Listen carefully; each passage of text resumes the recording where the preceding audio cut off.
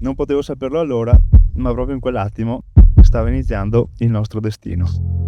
Io lo so cosa senti, non me lo devi spiegare. Ti ho incontrata per la prima volta nel mio ristorante. Eri lì perché un imprevisto aveva cambiato i tuoi piani. A Milano ti avevano rubato i documenti e non potevi continuare il viaggio. Sono grata a Dio per avere messo nella mia vita l'uomo più dolce del mondo. Io lo so, non ci credi. Ti dono questo anello come simbolo del mio amore e della mia fedeltà. Con questo simbolo ti affido il mio cuore e la mia anima. È che tu nei pensieri sei già un rifugio perfetto.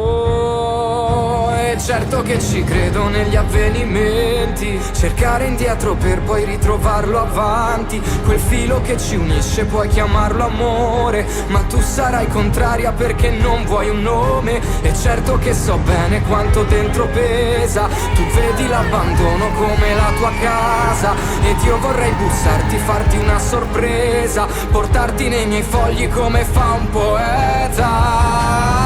Mi domando se ti domandi tu che cosa faccio quando sono solo io, che cosa faccio quando penso al nome tuo. E mi domando se ti domandi tu che senso c'ha parlare di tristezza se accanto c'è qualcuno con cui ridere. Io come te cerco solo l'amore.